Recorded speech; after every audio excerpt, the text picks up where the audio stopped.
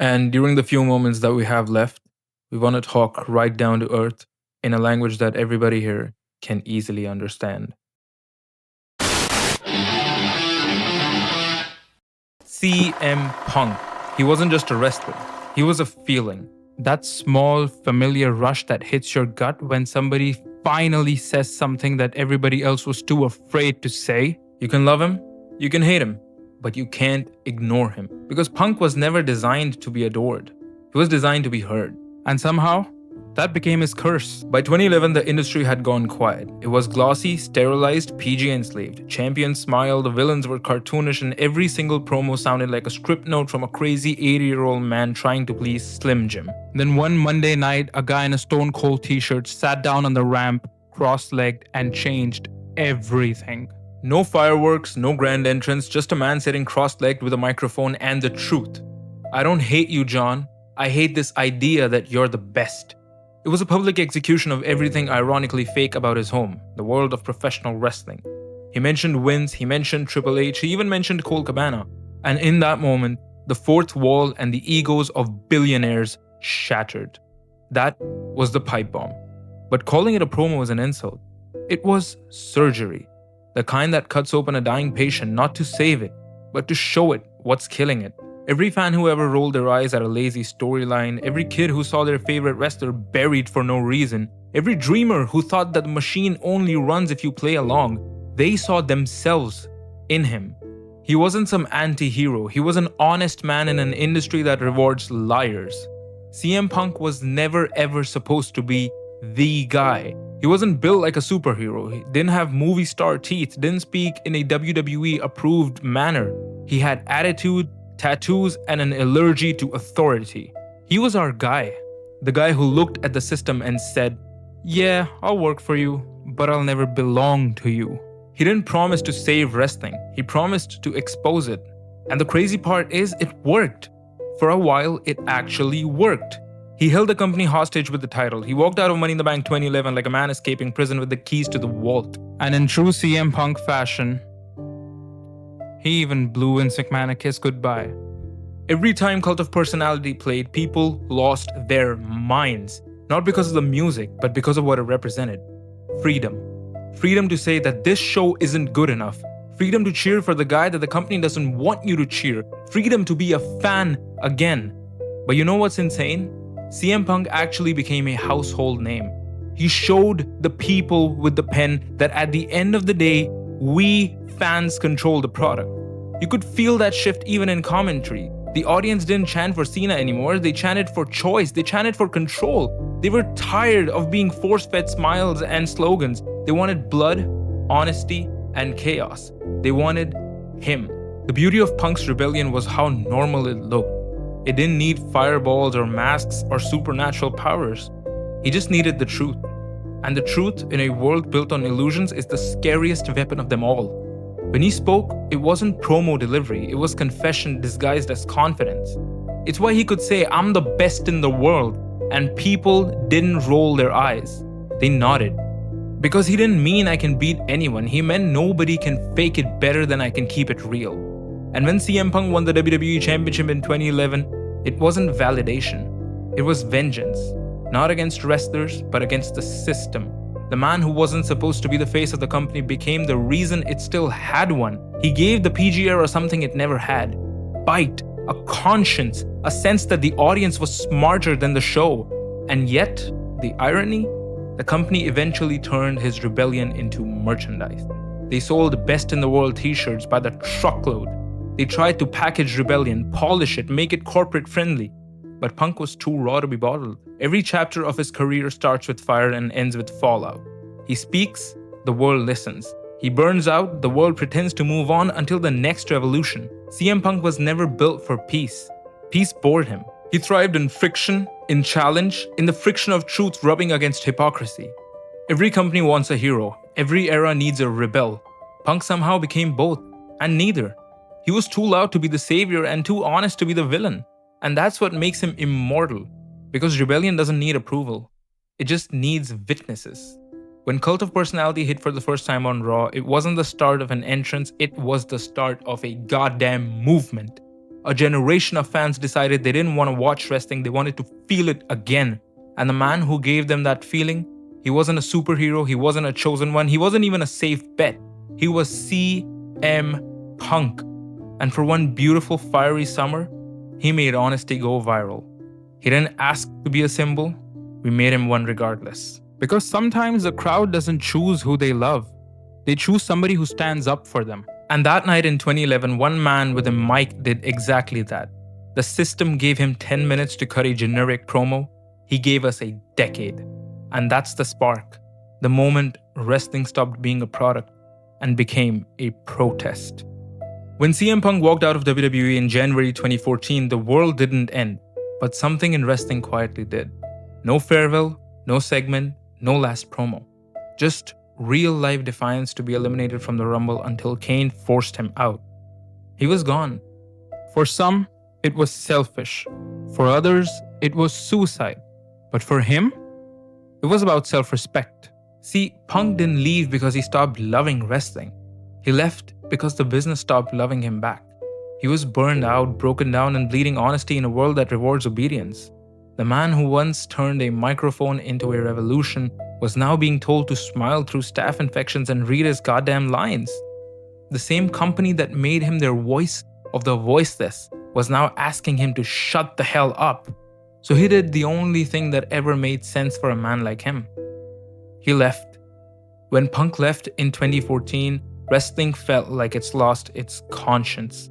And every January when the Royal Rumble time rolled around, rumors started again. In Delhi, it didn't matter where you were. It could have been the classroom, it could have been a basketball court, it could have been a wedding. There were whispers everywhere, in person, on WhatsApp group, in the middle of class, that CM Punk is coming back and winning the Royal Rumble this year. And every single year you would have some hope left. You would wake up at 5 a.m. and you would stay awake till 8 just to count down the numbers. And every single time, for every single entrant from 1 to 30, when the countdown hit 10, 9, 8, you would pray to your God, you would hope in your heart, you would close your eyes, and you would pray to hear that riff. And every single year, when it didn't happen, you would tell yourself that maybe not this year, but it's going to happen the next. And that's what kept us alive, hope. Because hope is rebellion's caffeine. That's what made Punk special. Even when he wasn't there, especially when he wasn't there, he mattered. He wasn't an entertainer anymore, he was an emotion.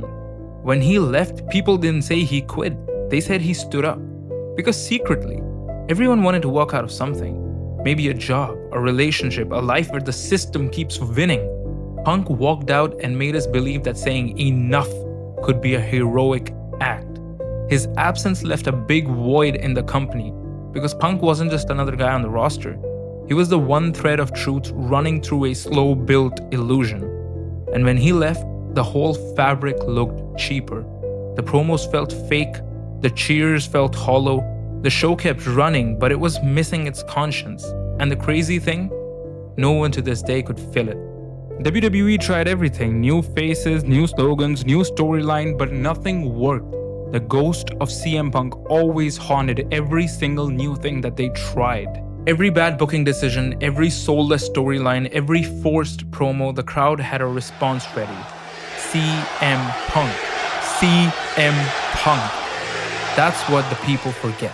The voice of the voiceless isn't just some shtick.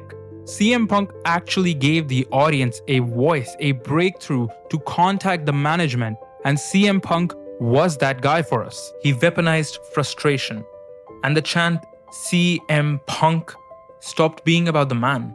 It became a sound, a middle finger to express. They chanted his name for a decade because Punk became shorthand for rebellion, a protest chant disguised as nostalgia. He didn't ask to be a symbol. He in fact was adamant on never ever coming back. Never ever. But we made him one. 3 syllables that carried more rebellion than a dozen main events. The chant became the new pipe bomb. Not spoken by one man this time, but by thousands. It wasn't support, it was spite. WWE didn't understand. They thought that the people missed the performer. But what they really missed was the honesty. Because Punk wasn't a name anymore. He was an idea. And ideas don't die. They just echo. Ambrose isn't winning the title? CM Punk. Goldberg showed his dumbass again? CM Punk. Roman Reigns and Brock Lesnar are main eventing yet another WrestleMania? CM Punk. It wasn't about logic anymore, it was ritual. Hope became a habit, and CM Punk became the symbol of it. Because when something matters that deeply, you don't move on, you orbit it. Every new fan who discovered his Pipebomb on YouTube added a spark to that orbit. Every nostalgic tweet, every old highlight, every what-if fantasy booking, it all added to the mythology. Years passed and the silence grew louder. It became awkward for commentators, dangerous for live shows. Vince couldn't even script around it. You can't mute emotion. The fans never got closure. You think after a few years people would stop caring, that they'd move on to the next big thing, The Shield, Daniel Bryan, Roman Reigns, and they did for a while. But when wrestling got good again, Punk's ghost lingered, because every yes movement and every Kofi Mania carried his fingerprints. Every truth teller borrowed his tone. The crowd never truly replaced him. They just changed what they called rebellion. But deep down, everyone knew who started the fire. What made it poetic was the irony. The company that once mocked him for walking out couldn't escape the shadow of his absence, and that's the cruel beauty of it. Absence can be louder than presence, because every empire hates one thing more than rebellion: irrelevance. And Punk made the machine feel irrelevant. But it's the tragedy, isn't it? The revolution he sparked finally caught fire, but he wasn't there to feel the warmth. Every time a wrestler spoke from the heart, every time a promo blurred the line between script and truth, every single time the crowd hijacked a segment, that was Punk's legacy breathing. And that's what the years after 2014 became. A series of what-ifs. CM Punk versus Finn Balor, CM Punk versus Sami Zayn, CM Punk versus AJ Styles, CM Punk versus Samoa Joe, CM Punk versus anybody who could have hit a suicide dive in NXT. Because at the end of the day, you strip away the championships, you strip away the Pepsi tattoo, you strip away the ice cream bars, you strip away the rebellion and the revolution, you strip away every single thing. At the end of the day, at CM Punk's core, he is and will always be the best in the world. He is the best professional wrestler in the world. It took 7 years for the lights to go out again, and for that rift to hit. By the time Punk finally came back, the world had changed. Wrestling had grown louder, slicker, self-aware. Every promo pretended to be a shoot. Every feud sold itself as real. The industry that once silenced him was now copying his tone. Everybody wanted to sound like CM Punk without having to be CM Punk. But Punk, he was still the same man. Same walk, same chip on his shoulder, same truth allergy to bullshit. He didn't evolve. The world caught up to his frequency and couldn't handle the static. His AEW return in 2021 was a religious event. You could see men crying in the crowd, growing adults bawling at the sight of a guy holding a microphone. 7 years of silence finally cracked, and when he said, "I'm back," it felt like reading every rumor and chanting his name for 7 years was finally worth it. He looked happy, he looked healed, and for a moment it seemed like rebellion had made peace with itself. But here's the problem. Punk isn't built for peace. He's the kind of man who can't help but fight. Not out of anger, but out of principle. The straight-edge lifestyle, the obsessive discipline, the purity of his code, they weren't quirks, they were armor. Control in an industry built on chaos. Every handshake, every finish, every friendship was a test of truth.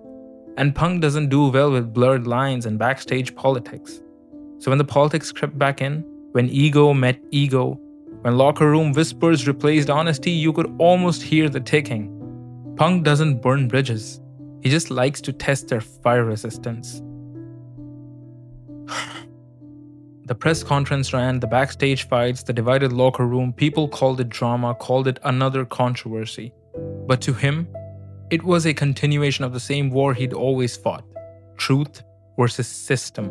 The truth is never convenient. It doesn't show up on time. It doesn't shake hands politely. It's loud, awkward, confrontational, and Punk, he's addicted to it. Some people chase titles. Punk chases consequence. He wants the fallout because the fallout proves that the honesty was real. And that's the irony about him. He keeps saying he's straight edge, yet he's addicted to chaos. And the thing about chaos is, once you let it in, it never leaves quietly. When AEW turned sour, the internet cheered for his downfall. But deep down, everyone knew what they were watching, the inevitable. You don't hire a wolf and expect him to act like a shepherd. You don't give CM Punk a live mic and then tell him to behave. He's not a company man. He's a conviction with a pulse. AEW wanted his aura, the Pipebomb nostalgia, the realism, the credibility, but they forgot that Punk's truth doesn't come with a volume knob. So the same man who once walked out of WWE for being suffocated ended up suffocating AEW's peace. Not because he was toxic, but because he was consistent. You can't weaponize honesty and then complain when fire's back. That was the reminder that one voice, one microphone, and one honest sentence can shake the entire system. When the dust settled, Punk had burned through another home, and yet somehow he was still standing. People called him bitter, maybe. People called him difficult, definitely. But nobody could call him fake. That's the price of being CM Punk. He'd rather be hated for being real than loved for being manageable. The funniest part, by the time he left AEW, Triple H, the same man he'd roasted in that 2011 promo, was running WWE. And the entire product was built around realism. Worked shoot, blurred lines, authentic storytelling, everything Punk fought for had become mainstream. He didn't need to evolve, his revolution won while he was gone. The world finally spoke his language. 2023, Survivor Series War Games, Chicago. The credits rolled, we saw the copyright mark at the bottom, Kingdom was banging, and then the rift that shattered Earth. The kind that pulls everything you've ever believed back into place. CM Punk didn't return to WWE to erase the past. He came back to complete the circle. When Cult of Personality hit, I wasn't a kid anymore. I was 20 years old, and fortunately I was flying from Vancouver to Delhi. I was already in Delhi. And leading up to the weeks in Survivor Series, my feed was entirely filled with CM Punk is coming back rumors. But I neglected all of them, because at that point I was too hurt by all of them.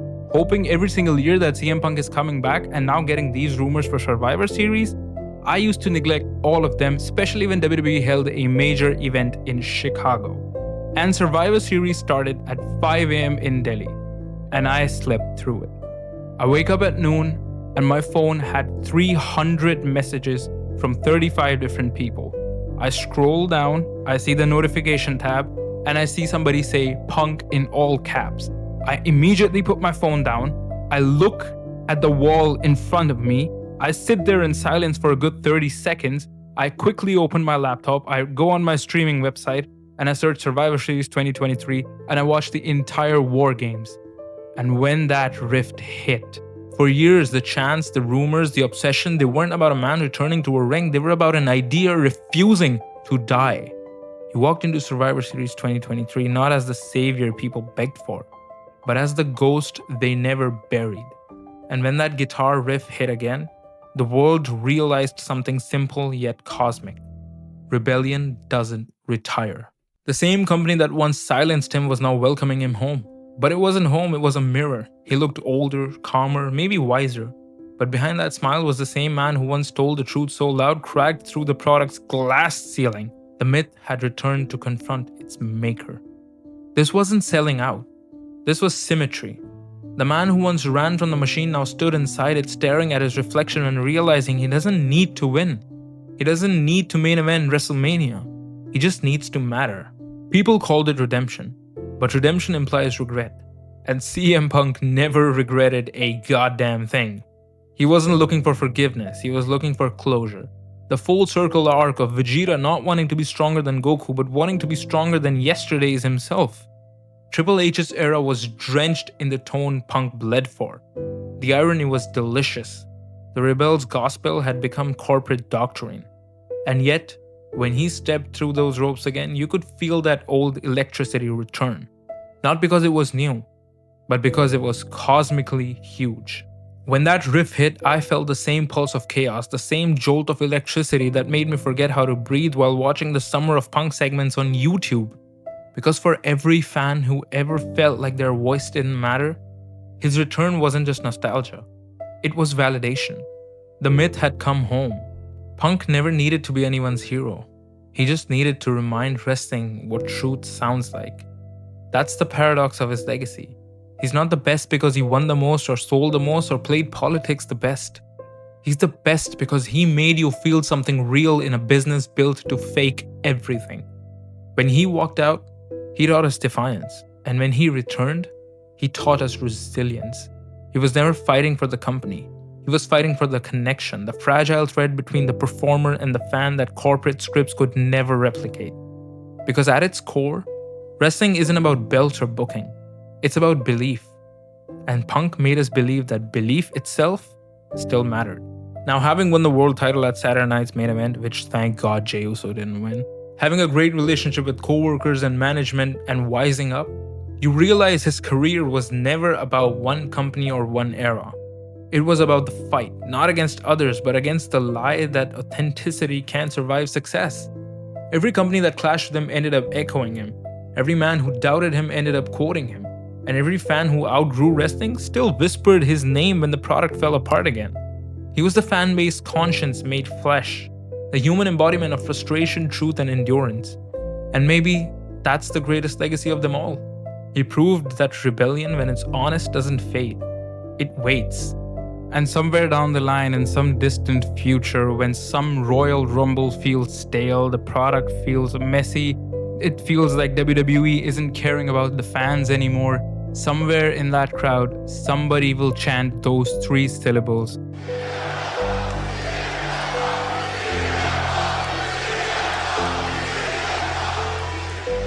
Not as a call for a man, but as a reminder of what wrestling once meant. A reminder that one voice, one microphone, and one honest sentence can still shake the entire system. Because rebellion doesn't die. It just waits for the lights to go off again.